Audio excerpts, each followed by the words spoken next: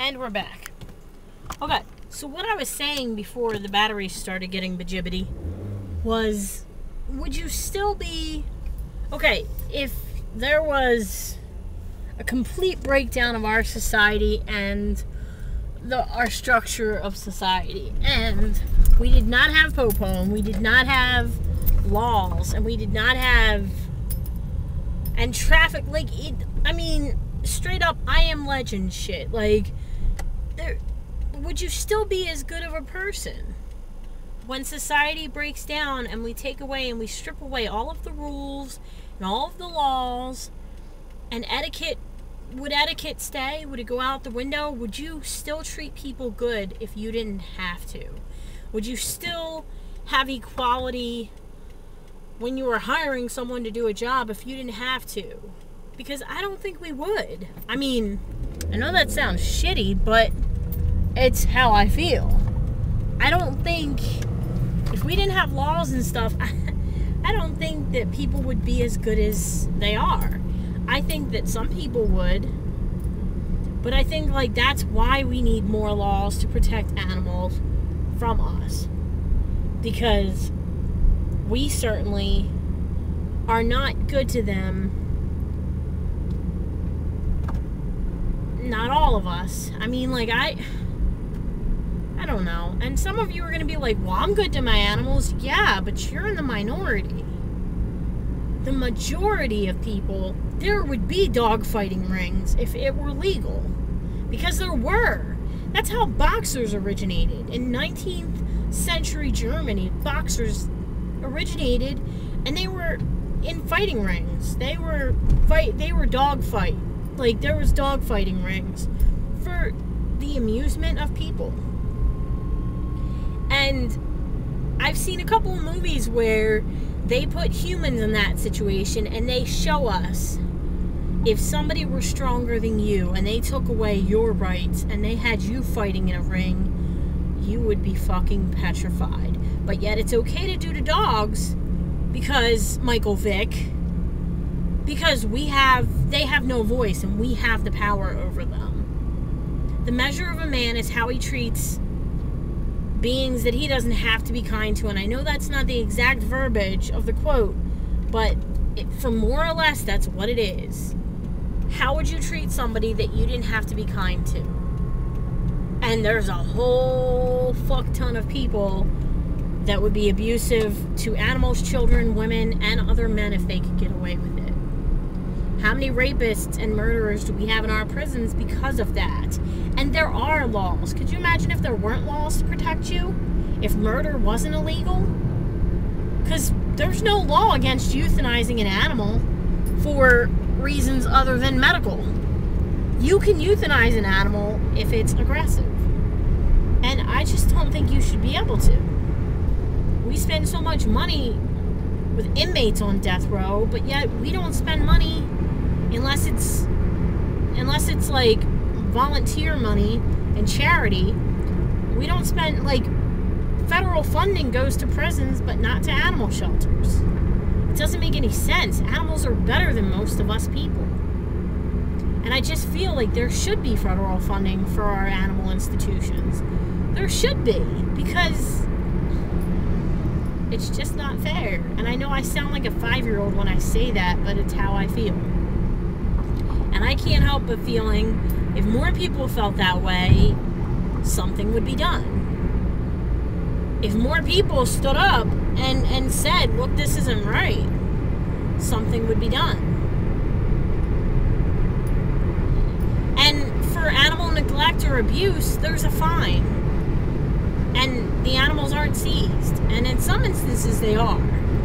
But in many, the people get to keep their... Like, I've seen it. I've worked in the rescue world for so long now that I've seen the horrors that we do to animals. And it is not cute. All I'm saying is the human race is racking up some serious bad karma surrounding animals. We're not doing right by them. We're not doing what we could do. And it just sucks because, like, I myself, I have a 2-dog pack. My pug and my Dukes. and I take the best care of them that I can possibly afford to take. And I do right by them. They get a daily walk. Their discipline is a spray bottle. If they act up, they might get squirted with a stream of water, and that's the extent of it. And it's like, I know that I'm doing right by the 2 animals that I can afford to house. They have their vaccines, they have their medical care, they get their ears and their nails cleaned and trimmed. I take care of them. But it's like, there are so many. And you just can't possibly do it all. Like, no, I mean, I just wish that there was a better way, or that we were doing it as a society better. Because there's got to be a better way, you know?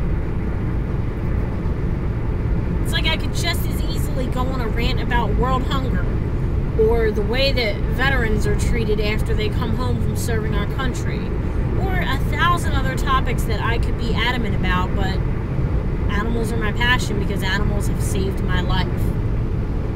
I would not be here today if I did not have animals in my life, and I can tell you that with 1,000% certainty. And I'm not trying to, like, whatever, like, it's just a fact. So that's why I feel so passionate about animals, and that the next time, if you personally, you watching this, are afraid of a certain breed of animal, and it makes you feel as though that animal should be banned and those animals should be euthanized, like Lennox, I challenge you to reach out to your local rescue world, because there will be a local animal rescue for that breed. I don't care if it's pugs you're terrified of. Reach out to a rescue and ask them if you can spend time with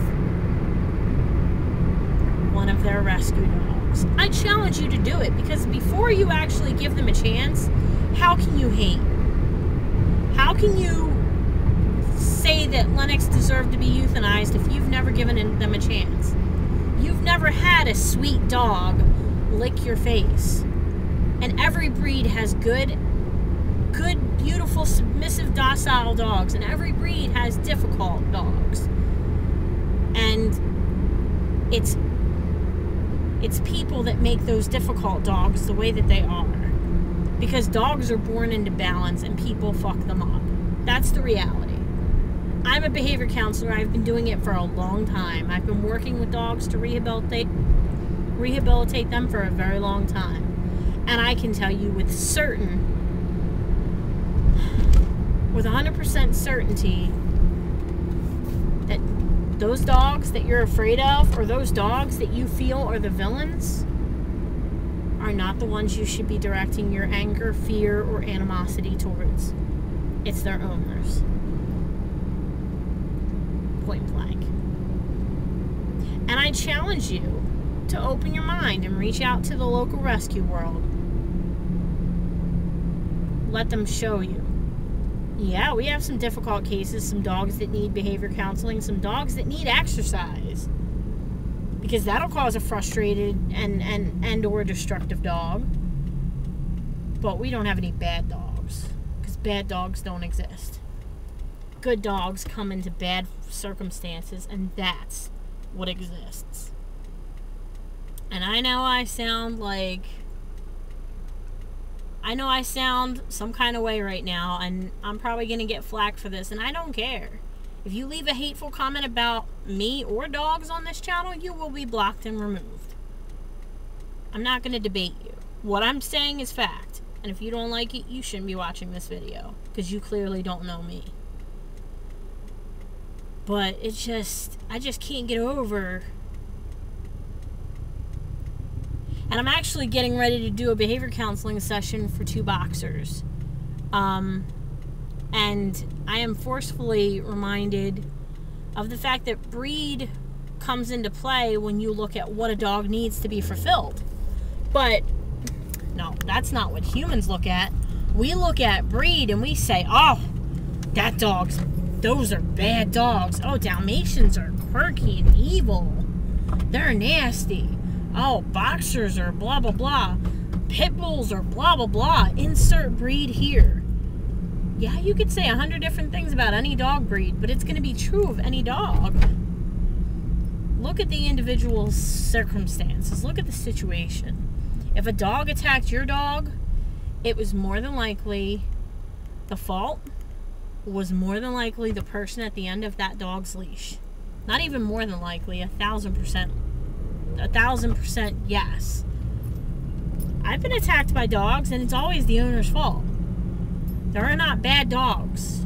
I'm going to say that probably 1,000 times in the next decade. More than 1,000. More than 100,000 times. There are no bad dogs. There are people that don't know how to fulfill their dogs and don't care to try. But the beautiful upside is for every few people that don't give a fuck enough to fulfill their dogs and don't care what they're doing to animals, there are people like you and me. And if you're still watching this, you're probably one of those people that does care and does believe that your animals make better people than most people. And you're one of those people that are sacred and dear to my heart. Because you're good to animals, not because you have to be. You don't give your dog water because you have to. You give it water because it needs water. You don't get your dog flea preventative because you have to, because you don't. You get them flea preventative so they don't get sick and die. So they don't get, you put them on preventative so they don't get heartworm. You take care of them because you love them and they deserve to be taken care of. You take care of them because you made a commitment to that animal and you're going to honor that commitment as best you can for as long as you can. That's why you're still watching. And it's people like you and I that have to speak out on the behalf of animals. Why do we have to speak out? Because we have a voice and they don't. And I guess this was long and ranty. But I'd rather have it be out there and have people know. And maybe if one person watches this and one thing that I say opens their mind in one way, maybe it does something good. And that's what really matters. I always promised myself that I would always try and give back to the animals that have saved my life.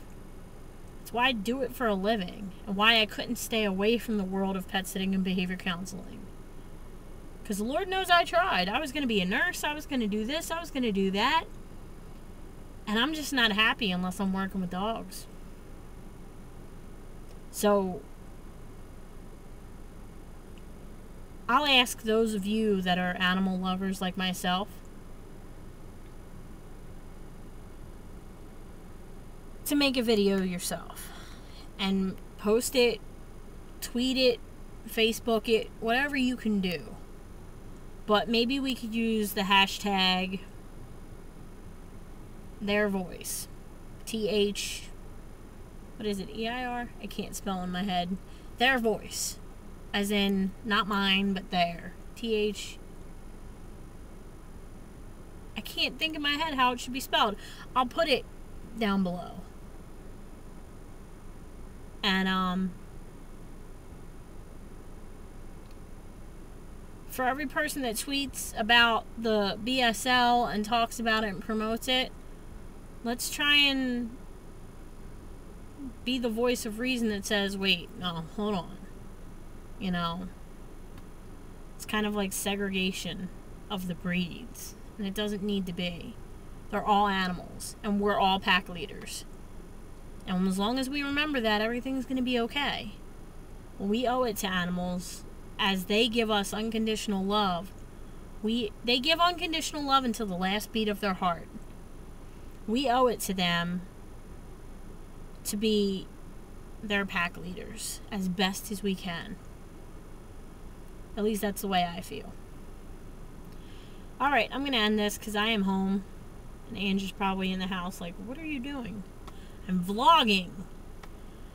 You guys, thanks for listening to this if you're still here. Make some videos. Tell me how you feel about this.